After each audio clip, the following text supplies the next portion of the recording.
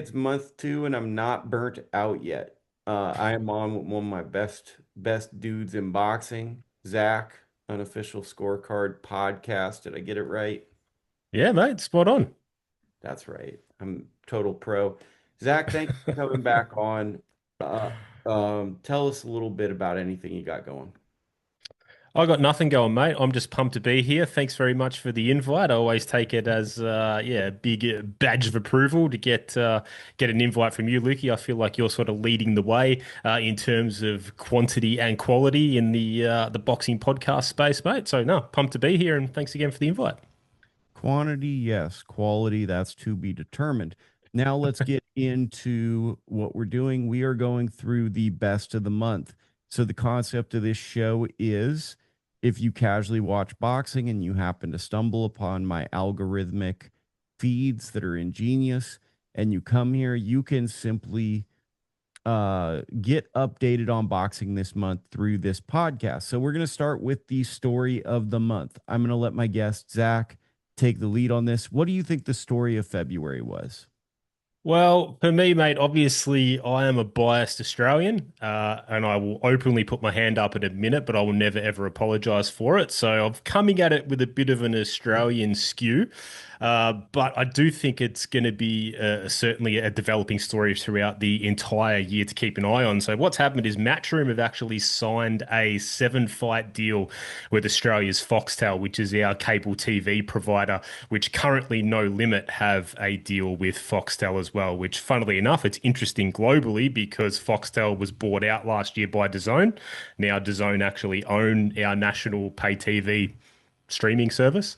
They've already got the big dogs, the Tim Zoo, Nikita Zoo backed, Liam Wilson, Sam Goodman, No Limit, and now Matchroom's jumped onto the same broadcaster for a 7-fight deal. So there's a lot of media broadcast style implications that are going to play out for the rest of the year. I'm personally not in the loop enough in that respect to be able to give an accurate prediction of what's going to happen, but it's certainly something to keep an eye on moving forward and may be relevant to other territories moving forward throughout the year as well.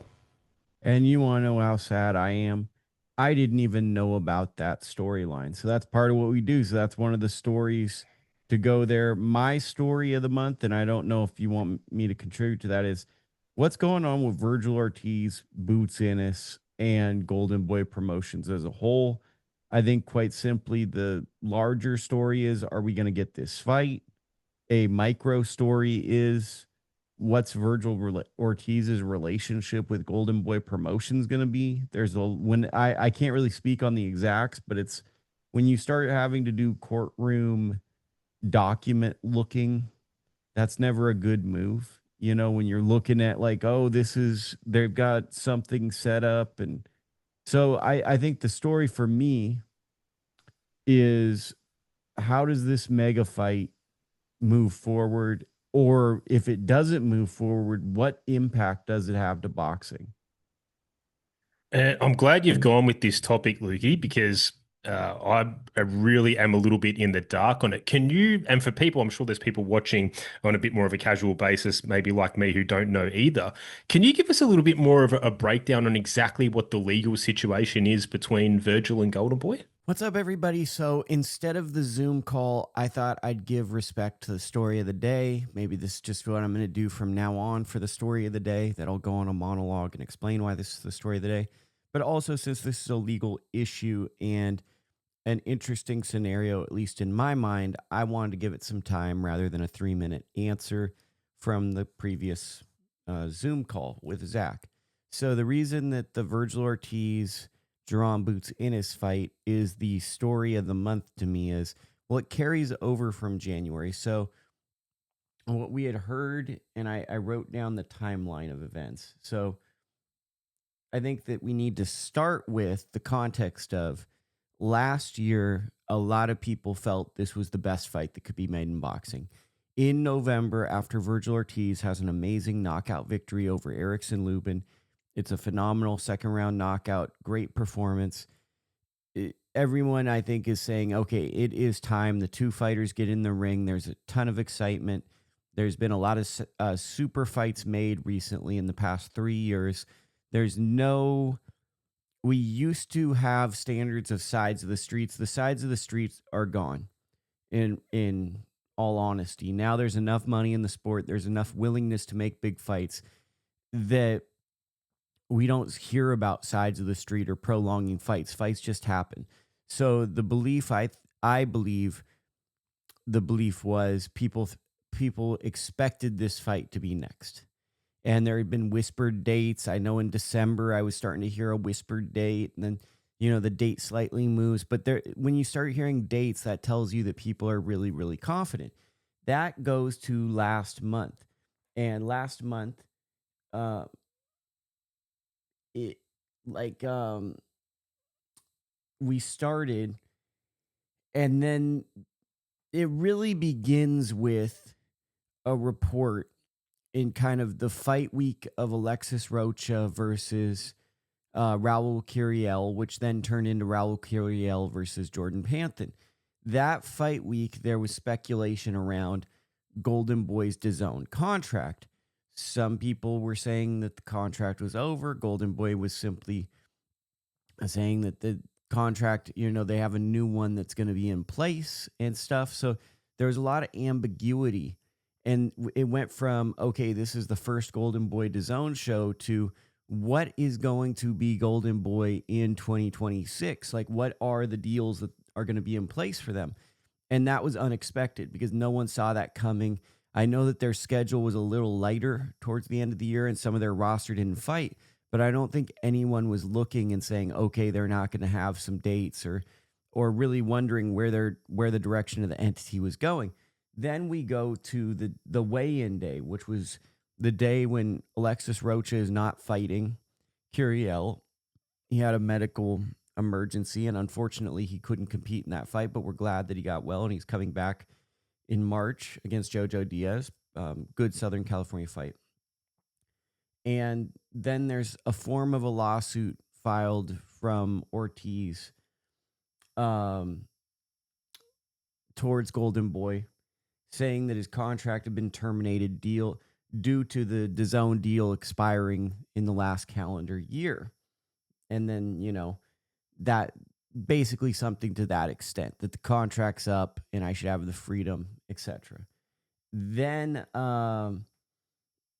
the next wrinkle, and then you also have to know that before that happened, Oscar De La Hoya, the CEO of Golden Boy Promotions, had kind of taken to social media like a lot of these guys do and started naming Rick Morigian, Ortiz's manager, and telling him to stay out of negotiations, etc. About a week or so later, at the end of January, Golden Boy files a countersuit against Ortiz's manager, Rick Morigian. And that is in engaging of campaign of self-promotion and disclosing private details are some of the key arguments there. So the rumor is that there was a big deal on the table, but Golden Boy was being pulled out of it, and then messy situation, right? So then there's that. As we move forward in this month, we're looking for a resolution. We find out more details. People are willing to swear under oath, under perjury.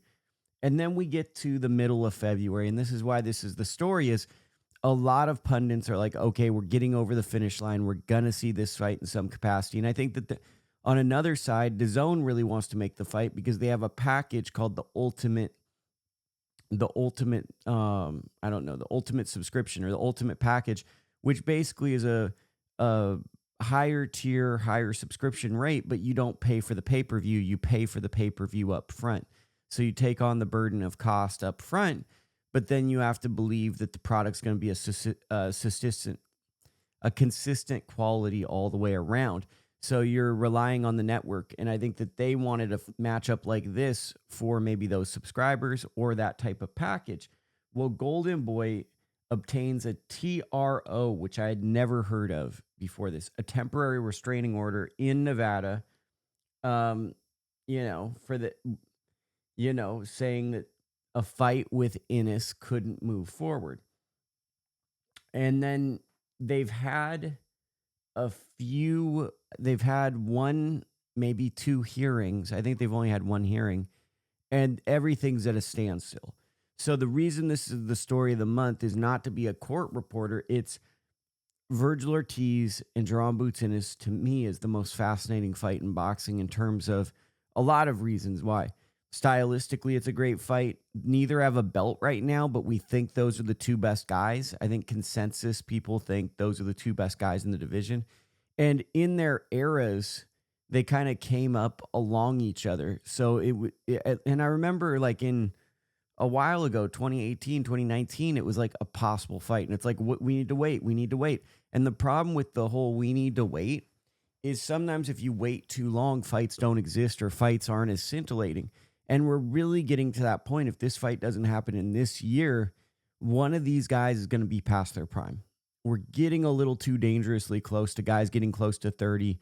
These are guys that are both going to put tread on the tire.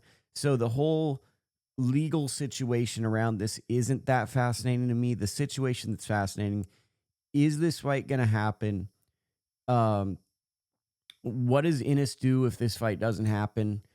Does Virgil Ortiz fight this year? What's Virgil Ortiz's promotional situation coming out of this?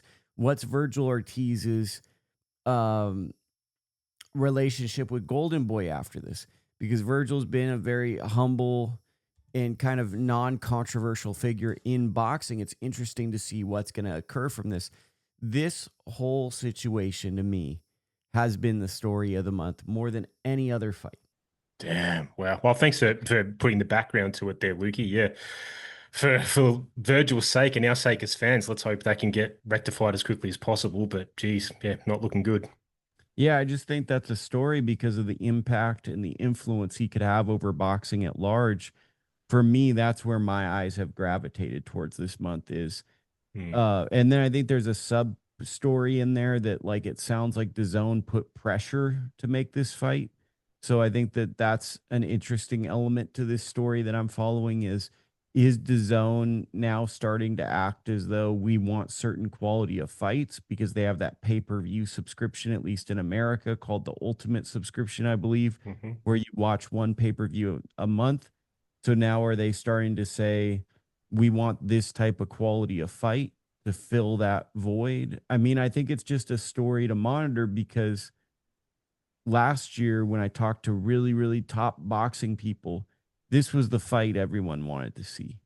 And now Yeah. it's not just the fight everyone wants to see. There's all these there's sub elements to the fight.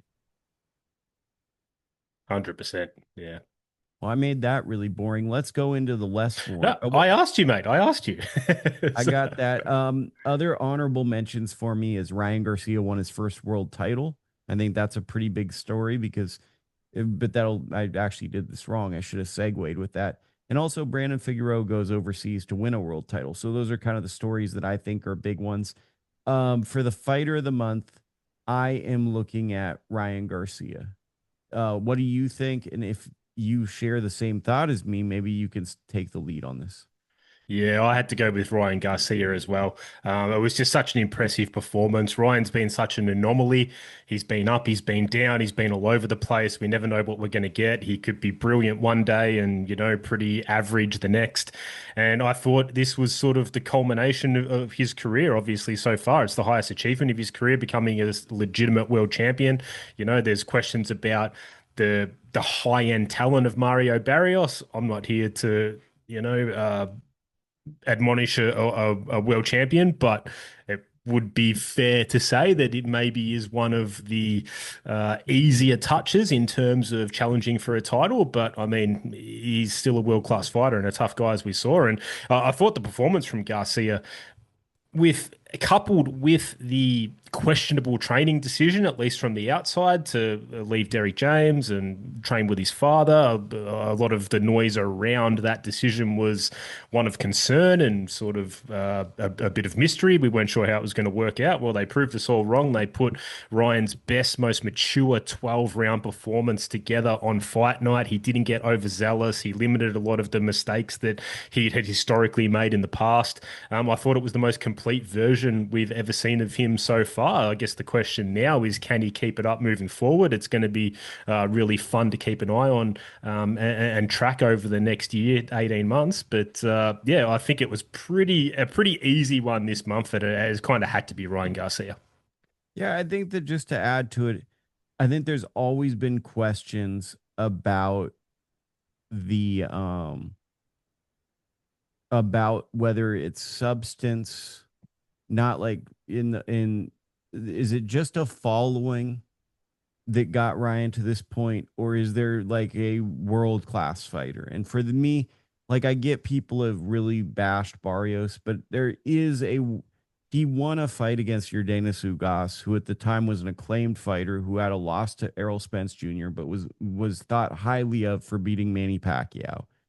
And though he's had diminished performances in his last, he's still a fighter who's proven that he's a certain quality of fighter. And for Garcia to win a belt, which a lot of people I think didn't think he'd ever win a world title at this point, and for him to also put together the best performance, I do think part of that performance was Barrios is starting to look like an older guy and can't put the shots together like a younger guy, but he still did it.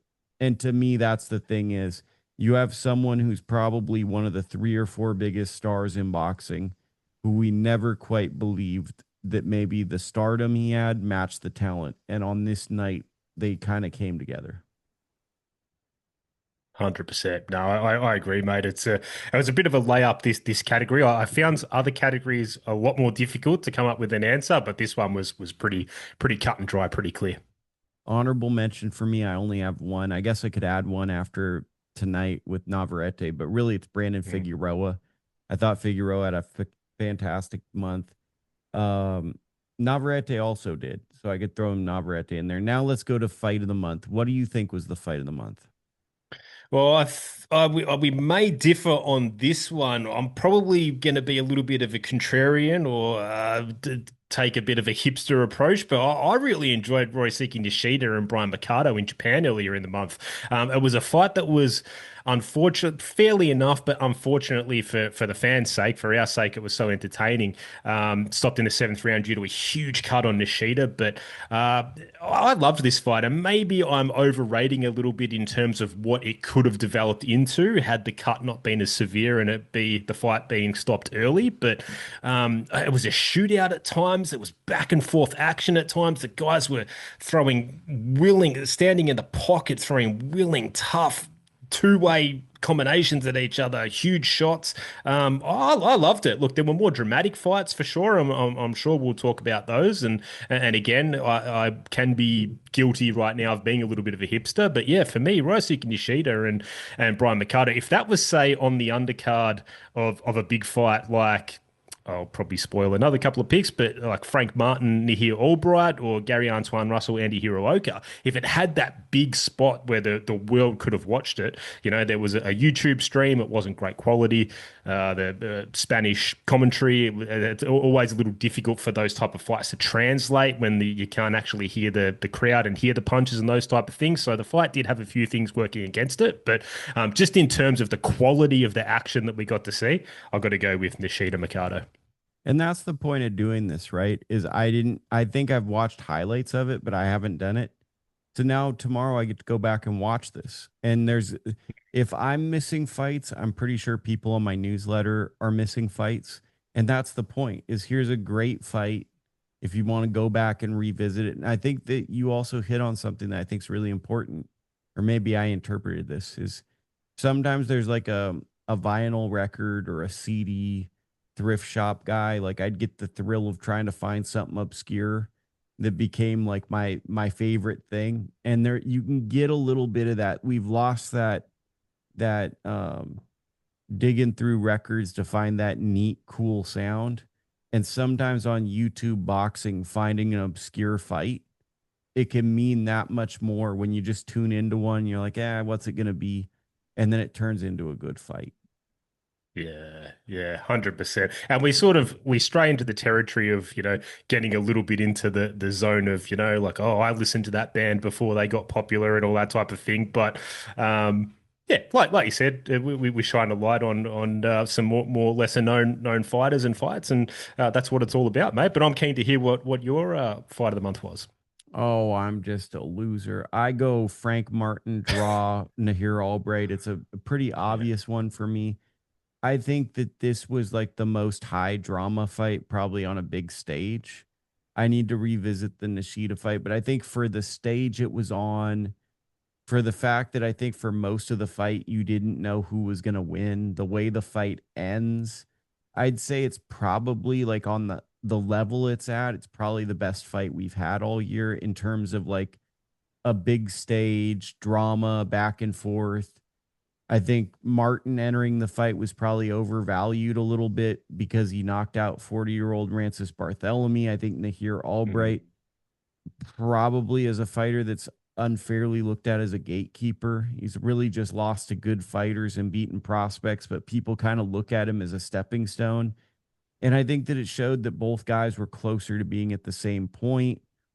There was a will and determination from both that I think makes for good fights when guys don't become passive. Like even in that final round, you saw both guys going. I think it's a good fight. I hope that they actually could revisit this fight. We don't have the same TV deals as we did a few years ago, but this would have been a great one for like a Showtime or a Fox. I would have loved a main event where they revisited this. Yeah, that's my fight of the month. Yeah, and also the best post-fight interview slash singing performance of the month. Pretty Boy Woo can swing or sing. He can sing. He's good at that.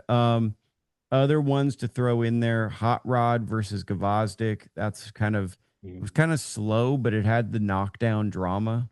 I added the one you put in, and then I put Figo Ramirez split decision Antonio Alejandro Mija Martinez, which happened last night on Oh, Pro Box Friday. You probably did missed not that see that one. one. Deep cut, split decision, 6 rounder. If you just want to see an action fight, that's what we're talking about. I will take over for knockout of the month. I'm going Umar Desmond Bekoff KO2 over Ahmed Ali uh, Alabali. I can't say it. Can't say his last name. But Umar Desmond Bekoff gets a brutal one punch left uppercut walk off knockout. And for me, knockout of the month is a weird category because it's a combination of a great knockout, but it has to be somewhat consequential for me. Like Dalton Smith, there were better knockouts last month, but Dalton Smith knocking out Sabril Matisse, that's a knockout. So like Jerry Perez knocked out Taden Beltran, that was a good knockout. Tonight we got Lorenzo Paro knocking out Elijah Pierce, that's a good knockout. But to me, and maybe you could even say those fights were more consequential, but nothing's really stuck out with this Sufa boxing yet. And Dasman Bekoff's probably had the most iconic moment of the 2026 Zuffa boxing so far. Yeah, and he probably could have the viral moment of the month. You know, the most shared clip of the month as well. So there's probably a couple of categories that finishing uppercut could have won for sure. But yeah, no, that was a great one, Lukie. I ended up going, probably taking the chalk here and going with Brandon Figueroa's 12th round stoppage over Nick Ball. It to talk about consequential, overseas fighting for a world title, to do it in the last round in a tough fight that was really close all the way through. And funnily enough, the first time at the start of the round, the first knockdown where he dropped Nick Ball was face down. It was like the opposite Tyson Fury. When Deontay Wilder knocked him down, he was on his back. He looked like he was out cold. Nick Ball looked lifeless. And then a couple of seconds later, got up and bravely fought on and was punched through the ropes. And just a really dramatic. So I'm probably going the prettier knockout was probably the one you selected, Lukey. I'm not even going to attempt to try and say that name, so I'll just go with your selection. But the more consequential and dramatic knockout I thought was Brandon Figueroa over in England. Other ones that stood out to me: Daniel Perkins TKO7 over Che Canelli, who's also from your Oh, parts. That was a gut wrenching. That was gut wrenching. Hot Rod getting the comeback over the nail.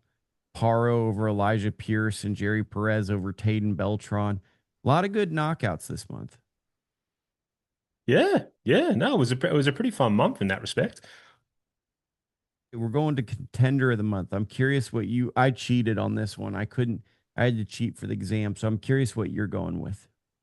Well, I've sort of cheated as well because this was by far the toughest category. I had such a hard time finding something. I was specifically looking into fights that I normally would skip over to try and find a contender. And I guess the whole the whole difficulty in this category for me is, I guess, what do you define a contender as? So, I guess for me, it was someone who currently isn't in the top 10, but with a particular performance this month, I could see them fighting and being competitive with top 10 guys. And just from what I saw, I certainly don't watch as much boxing as you do, Lukey, certainly not as much as Tockers does. So, I'm a little bit, I've handicapped myself in that respect, but I didn't really see anyone really fit that definition of what I have in my head of contender in the last couple of weeks. So I am cheating. I'm going with today. I did have a question mark and a circle next to Cardenas, Arturo Cardenas on the undercard on the fights we just had today, the Navarrete Nunes fight. I thought maybe if he can get that win, I didn't really rate Jordan Martinez that much. I'd just seen his box rec. I think I'd seen one other fight of his. You know, he hasn't fought to a high level of competition yet. So I actually, ironically, had Cardenas circled that if he can get an impressive victory here, I could see him going top 10. Well, the fight ended in a draw, but god damn it, Jordan Martinez blew my mind. He had the fight of his life. He, at least to my expectations, absolutely outperformed what I thought he was capable of. So, could I see Jordan Martinez fighting top 10 guys from now on? Absolutely. So, I've cheated, but I've got been lazy with it. But I did struggle really badly with this. So, I'm going with Martinez from a couple of hours ago. Okay, I like that. I'm going with a tie, and I'm taking Bilal Fawaz because he beat Ishmael Davis, and to me, maybe I overrate Ishmael Davis, but I think he's a great kind of gatekeeper contender who does his job of relegating guys, and he gave a bunch of guys really hard fights. And he has a win over a prospect, and he's at that point where I think he's literally just a contender. It's like you have two high profile fights. You need to go into that point of either a consequential fight or a title eliminator. And then there was a junior flyweight. How obnoxious is this? In California, named Terrible Terry Washington. Second round knockout over Eduardo Reyes yesterday. Eduardo Reyes had beaten Oscar Collazo in 2023 to become the WBO mandatory minimum weight. So he's fighting a little above his weight. But I mean, this guy looks like in a fight or two, he could fight for a world title. So I think the Wow. story of Fawaz stood out to me, but then the ability of Washington, and I couldn't really split because to me I've had pushback from some of my friends saying I don't know how good Fawaz is, but he has two wins that are better than a lot of guys coming up, and then Washington is basically looking the part of, dare I say, a Bam Rodriguez type talent in the lower weights. Wow.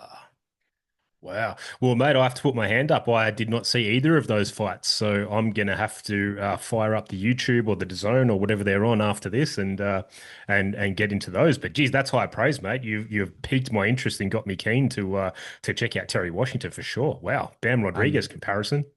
I think he's not quite the same. He doesn't have the angles, but I mean, this is some different hand speed and different power. My prospect of the month, I was all over the place with this one. Amari Jones stood out to me when I looked, and I could have put Terry Washington there, but at junior flyweight, if you've won all but one of your fights by knockout, I don't think you're a prospect because I mean the divisions are so shallow. So I think Amari Jones, he made Luis Arias quit in the corner. No one had ever done that with Cuba Aries. That's a big statement. And Golden Boy's looking for new faces. And I think that he just made a big statement on that card. Wow, good call. And weirdly enough, this might surprise you, Lukey. I've actually seen Amari Jones live twice because he In was on both Australia with Heaven. undercards. Yeah, yeah. And the first one, him, Amari Jones, and I think there was another fight, and then the Andrew Maloney fight actually happened after the main event. So even though it was in the stadium, once everyone cleared out, they just let all, there's only about a couple of hundred, maybe 1,000 fans left that wanted to watch the rest of the fight. So we all got to run up ringside. So I actually got a pretty good look at Amari Jones a couple of years ago now. But no, that's a great selection, Lukey. But again, I probably cheated a little bit, but I did have this one circled depending on today's result. I had to go with Emiliano Vargas.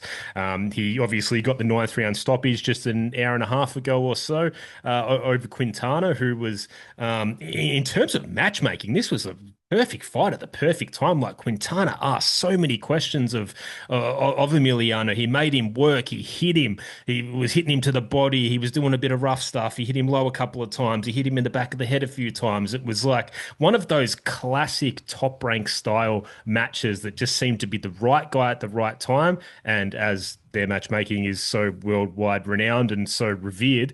It was the perfect time for Emiliano. He had a bit of a rough patch in the middle where he had to find some answers, and he forged through and he pushed through at the end and ended up looking really impressive. Look, did I agree with the stoppage? Not really. Quintana was pretty busted up. I didn't think the blood was getting into his eyes. He wanted to continue, but I mean, at that point, it looks like it was a little bit of one-way traffic slightly towards the end for all the momentum was on Emiliano Vargas's side. But I thought Quintana deserved to see the final bell. But yeah, in terms of prospect of the month and prospect development and career development and a learning and progression, I thought this was an absolute home run for Emiliano Vargas today.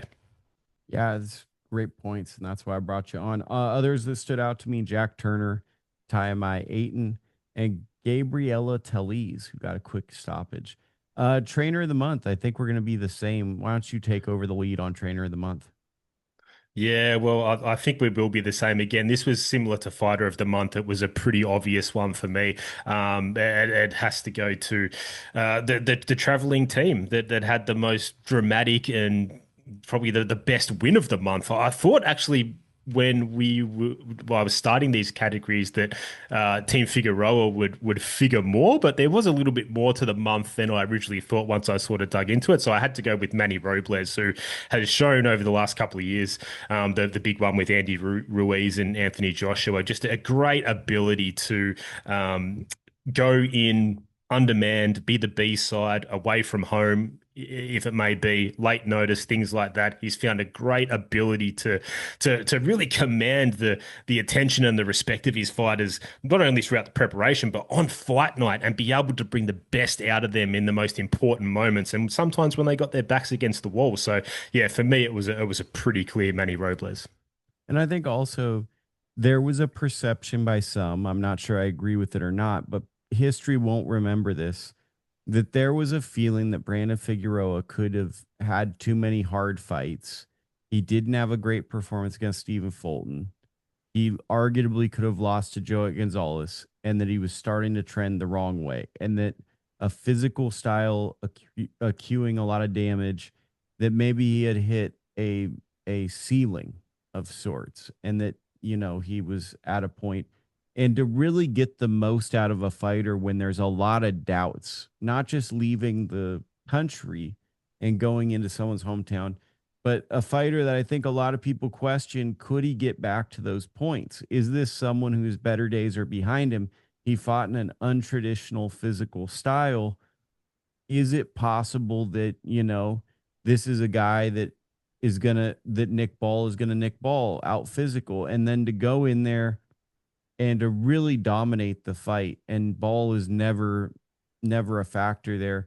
I think that really speaks to not just a coach, but the tone you set and the culture you build. Yeah, absolutely. And, I thought Oscar Valdez was great with Manny Robles back in the day. I never understood why Oscar sort of left there. I think Manny Robles has been a hugely underrated trainer for a long time and seems to be recently and lately, I'm glad for him, seems to be getting his much deserved plaudits. Let's jump to also round of the month, and I will do my round of the month, which is Brandon Figueroa and Nick Ball round 12. And that's kind of how I copped out on the not knockout, because I think that once again, the drama of this moment will not be said in the context, possibly because people know the outcome, but it was up in the air if Figueroa was ahead. And for him to go out in that final round, like you said, to get the reverse Tyson Fury knockdown, and to have people going, is he going to stop him? What do the scores look like? I think it was a truly great round that if you know the result, it might take away from the round. But there was a lot of drama around what is going to happen in this final round. Yeah, I 100% agree. That was my selection as well. And, fighting an Englishman in England is like how it was maybe sort of 10 or 15 years ago fighting a German in Germany. Like you have to remove them from consciousness to get the draw, as they say, or get the victory in this case for Brandon Figueroa. And yeah, watching it live, that's why I always struggle watching fights back in terms of like motivation to watch them. I feel like boxing's it's at its best when it's live and when it's happening because the possibilities are endless. You're only one punch away or one sequence away from something truly amazing. And this happened this morning in Sunday morning in Australia, a Saturday afternoon for you in America when we were watching a fight that maybe we weren't, at least I'm speaking for myself, super pumped about. I was excited for it, but I wasn't like over the moon. And then it produced one of these rounds that, now is a winner of a category on a show like this, and will probably feature later towards the back end of the year when there's a more yearly roundups too. So no, it was certainly a special round, and also just like it has to be acknowledged, the English fans really, slapped themselves in the face with the way they behaved after that fight, throwing bottles and drinks and stuff at the team Figueroa, who did absolutely nothing untoward in their celebration. It was the crowning moment of Brandon Figueroa's career. They weren't obnoxious in the way they were celebrating. It was pretty standard, and yeah, the English fans really, really let themselves down. I thought that was a horrible look, but yeah, makes the moment all the more special for Team And Figueroa. even the ball team telling them to stop celebrating, and Yeah. it was just a very off, because it's like this heroic underdog thing, and then kind of almost acting as though they did something wrong was just a strange moment. Two last Mm. categories, and we're on the free version, so we got to jam through this. Upset of the month, I'm going super hipster. I was on a flight to Hawaii, and I saw Gabriel Santacima on a little highlight clip beat Sabru Murata.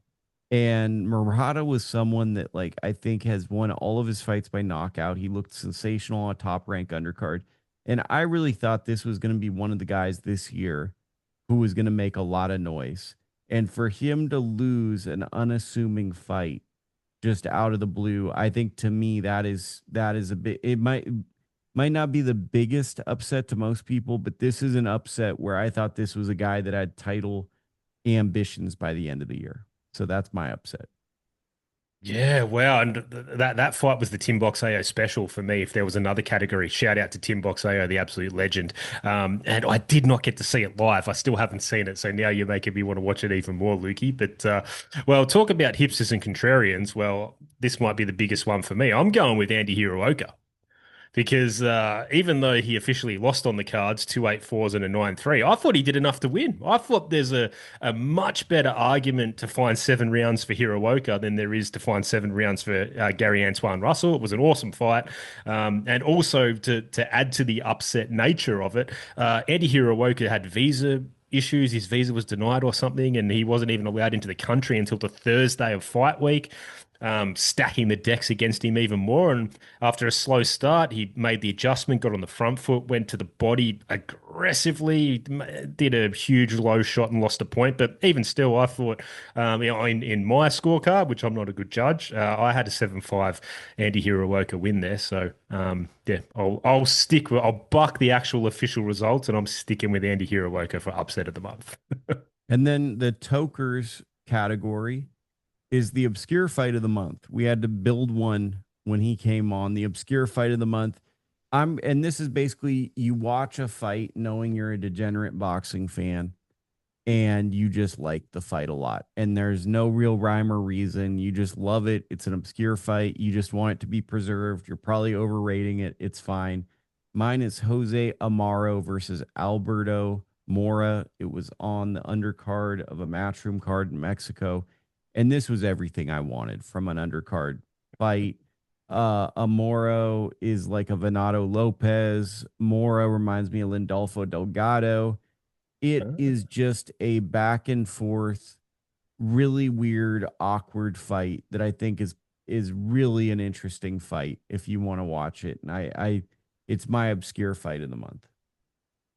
Yeah, oh, I'm gonna have to check that one out. Well, for me, again, I started being a biased Australian. I'm going to finish being a biased Australian. So I went with the Australian welterweight title fight between Jason Malia, who was the defending champion at the time, attempting to defend against Marco Romeo, and he was ultimately unsuccessful. He got stopped in 7 rounds. But the reason I brought this up, because I know it'd be super obscure, but it's a pretty good look if anyone from other markets want to sort of see what the level of the sort of national scene in Australia is like in a pretty marquee division. And the reason I bring it up too is because it was globally available to stream on Triller TV, the old fight.tv as well. So that'll still be up there for free if anyone wants to check it out. It was a pretty entertaining fight. Look, it's not going to blow your socks off. It's not the most highest level thing in the world, but if anyone from other markets out there wants to sort of get a bit of a vibe on what the Australian national title level is like, they can check it out there. It also fits the theme of this category. If you just irrationally like a fight, it might not be the best one, but it's the obscure fight of the month. Give me the rundown of what you got going and how people can support you. Yeah, man. Well, I do the unofficial scorecard podcast. Try and get an episode out every sort of 2 weeks or so. 2 or 3 a month is the benchmark for me. Actually, just did the latest episode yesterday with Eric Raskin, one of your boxing scene colleagues, Lukie. I've had you on in the past. Would like to have you on in the future too. So yeah, if anyone wants to check that out, it's available on all audio platforms, and also the full video episodes are available on YouTube. Yeah, we'll see how we go in a week or so. I want to try and get the next one up around the Jai Opetaia fight, which is in about 7 or 8 days. So that'll be the next episode. Okay, sounds good.